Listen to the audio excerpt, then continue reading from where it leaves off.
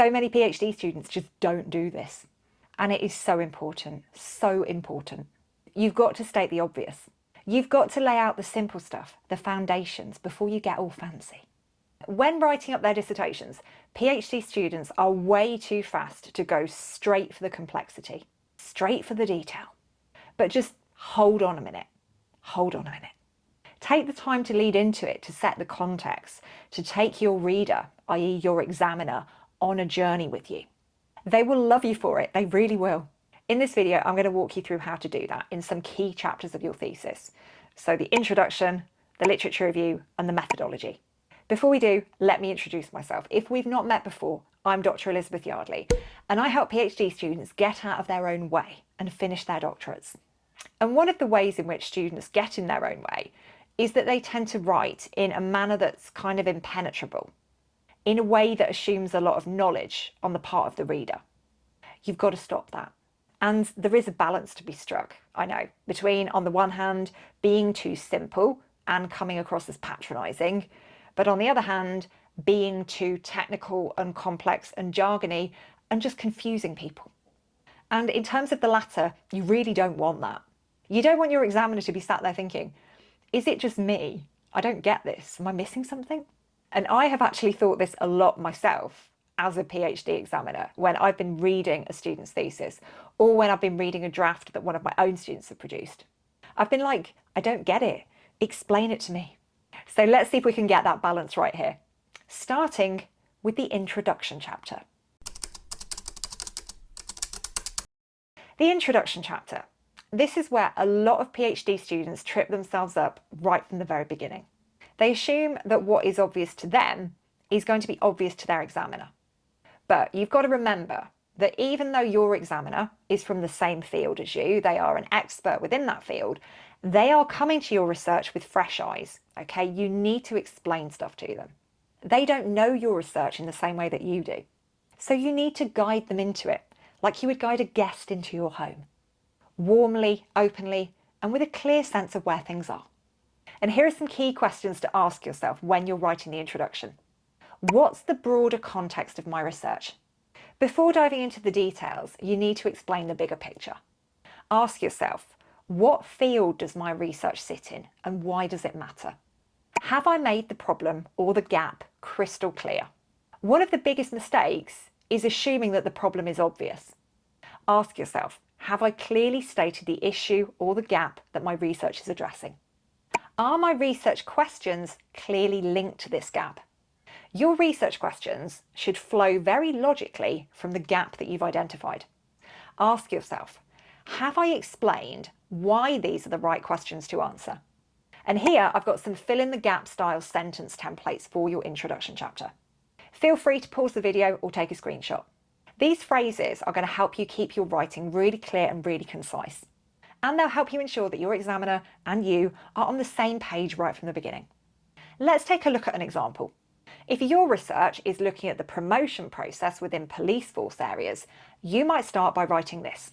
The promotion process in police forces plays a crucial role in shaping leadership and operational effectiveness, yet little research has explored how this process affects officer morale and career progression. While existing studies have focused on factors like job performance and tenure, there has been limited attention given to the perceptions of fairness and transparency in promotion criteria. This study addresses this gap by investigating how officers perceive the promotion process and how these perceptions influence their job satisfaction and career aspirations. Notice how this highlights the gap. Limited research on fairness and transparency in promotions, and it leads into the study's focus, keeping it clear and relevant to the broader context.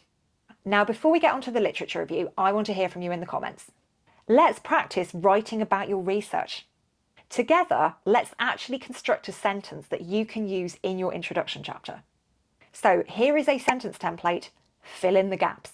While previous research has focused on, this study will explore, in order to address. I would love to see your sentences. I would love to help you out with them. So get typing and pop them in the comments.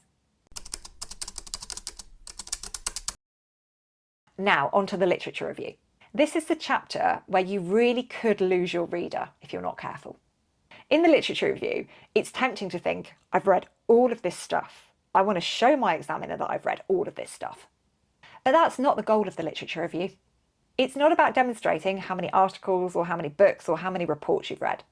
It's about demonstrating how well you understand the field and the conversations that are going on within it. So here are some key questions to ask yourself when you're writing the literature review. What's the story I'm telling here? Your literature review should guide the reader through the key debates in your field. Ask yourself, does this have a logical flow? Am I leading my examiner from one idea to the next? Have I been selective enough? Don't just dump everything you've read into your literature review. Ask yourself this question. Am I only including the most relevant studies that directly support my argument? Am I highlighting the gap? You need to clearly show how the existing literature doesn't quite cover what you're about to research. Ask yourself, have I made it clear how my research will contribute something new?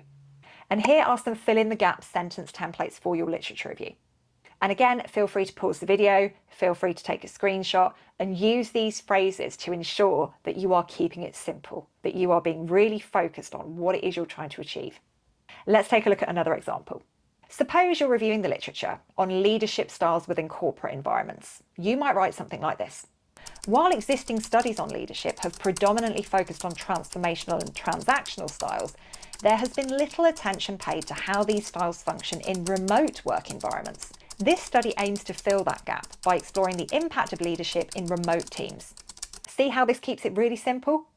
It highlights the gap and it clearly links to the study.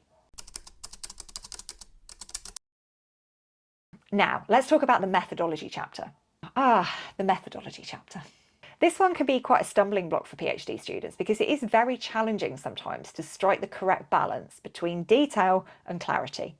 You want to explain your methods thoroughly, why you chose them, how you implemented them, and how they help you answer your research questions. But you also don't want to drown your examiner in an ocean of technical jargon. And here are some key questions to ask yourself when you're writing the methodology chapter.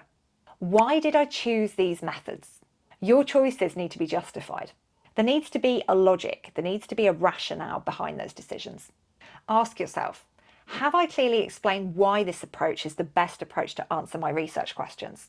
How do my methods address the research questions? You need to show a clear link between method and question.